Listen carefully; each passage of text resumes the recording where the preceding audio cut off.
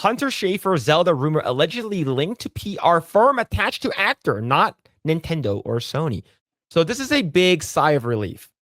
And I think a lot of people, a lot of their PR people in Hollywood, I believe they do this all the time, right? Keke Palmer for Rogue casting. It's like fan casting, right? It's like, oh, let's see what people, fan sentiment think about having this character, this actor play this character. And then if there's good reception, and then the PR people will be like, hey, look, studio, a lot of people like this. Why don't you cast this person as Brie Larson as Mara Jade?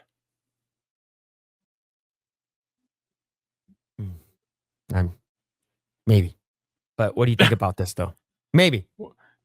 So what I think about this is basically I agree. This is what a lot of these PR companies do in these PR organizations. I did Brie Larson as Mara Jade mainly because that is, you see those around, like Brie Larson's PR team and all the fan castings. That's just them going around there trying to get jobs for these people. When it comes to Hunter Schafer, Jesus Christ, you would probably be better off playing Zelda. Not Zelda, Link. Jesus Christ. Yeah. Oh, see, you're one of those people. I fucked it up. I do it all the time. I did it even last night. You'd be better off playing Link. We are not gonna get Brie Larson as Mara Jade unless she's naked the entire time having sex with Luke Skywalker, and that's the only reason. But with socks on. Please keep keep those fucking weird talon grippers on. But the thing is that when this was dropped earlier this week, and I was like, oh no, right? It was this real. And I believe the person that sort of first broke this was 50-50 on their takes, whether half of it's true, half of it's not. So I think Disney, Warner Brothers, and all of these huge studios, they do this. Like, hey, what do you guys? Someone would just post something out. What do you guys think about this person playing this character? And then all of a sudden, like, it gets blown up. Everyone's talking about it, and all of a sudden, you get Bella Ramsey as freaking what's it called again, Ellie, that nobody asked for, right? You get Pedro Pascal as Joel. Given the fact he plays Joel decently, but it's this why? And here's the thing. I showed an image of Hunter Schafer to my wife, and she said she would be more upset if Hunter Schafer didn't look like her, didn't look like Zelda, because in one of the images that they used, that was going around the internet, she looks like Zelda. Hunter has had a lot of work done. That's what I'm gonna say. Yeah. There's a lot of work that went into that. Yeah, kind of terrifying. Yeah. But at the end of the day, listen, man, you look damn good. I'm like, getting confused. Why am I confused? I might be of questionable sexuality, but this is really crazy and breaking my brain here. But at the end of the day, yeah, I don't think this will fly by Nintendo either, given Nintendo's, how traditional they are. Given Nintendo as how they operate as a company, nah, they're not gonna let that fly. No way.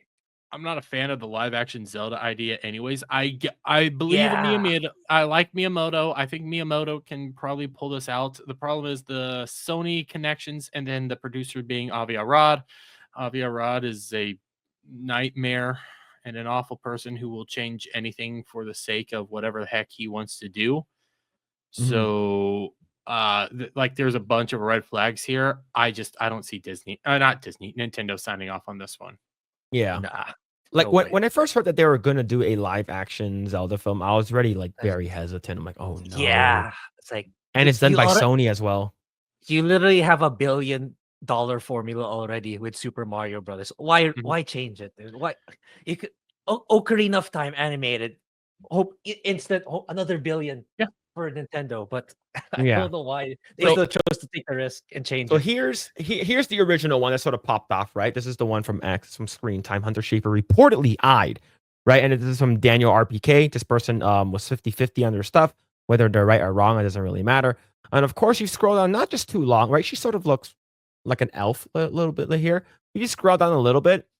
These comments, y'all dogged on Bella Ramsey because she didn't look like Ellie. Now you have someone that looks exactly like the role, but they are not good enough because they were born to male. Yeah, because we want a character that's canonically a male and a canonically if that's a female to be a male and female. We don't want them to be like transgender at all. Yeah, I'm sorry. The biggest problem here is man. Yeah, it's weird. Listen, okay. The one thing that Hunter can, prove is that, you know what, men make pretty damn good women too. Men are great at everything. Mm-hmm. But I'm gonna assume you're pre-op here. There's dangly bits down there. Yeah, you haven't gotten a bottom surgery yet. It's still there. Even if you have bottom surgery, Jesus Christ. Yeah, see, and here's another one right over here. She's the perfect candidate. I don't see the problem with this. I don't really care what sex Hunter was born. Hunter clearly has the right look. My only concern is what I've never seen anything he was in before, so I don't know how well he will be able to act in this role. Good Lord, he looks more like the part than anyone I can think of. Yeah. I guarantee you can have anyone with enough makeup to look like Zelda. Yeah, and it's the thing is this IP, given Nintendo's IPs, it's gonna be marketed more towards a younger audience. So it's like, it's like when the kids find out who the cast is, like they're gonna what Zelda's a dude. It's like, it's gonna fuck up their minds, man. Yeah, so it's and here's the other thing that it's a he, and no matter how much work Hunter has done, and Hunter has had a lot of work done. Okay, you can very clearly see it. There's some images out there that you're like, I can barely tell. You're a hotter woman than most other women out there. The problem is at the same time, there's certain things that men have that will never change no matter how much work you do. He still has broad shoulders. They might be Twinkie broad shoulders, but they're still broad shoulders. He still has man hands. These are still things that he has. And you're not going to be able to get rid of those. So even looking at, in a dress and stuff, you might be able to see some of it, but you'll always see the shoulders and the hands. It'll always look the same way. It will always just be a man in a dress. Yep. And Mr. Milk Toast right over here. Yeah, this is a perfect example because they're going to bring up, well, back in the day, Shakespearean days, like men played out as women all the time. What's the issue? Sure, right? So this is your sure, all roles in the 1500s were done by men, but that's because women weren't allowed to be on stage because they got to be making the damn sandwiches.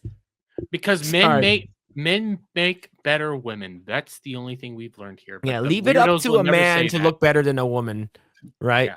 What's this here? Phil's just won Blair White as Zelda. You gotta stop, man. We gotta end the stream. Stop.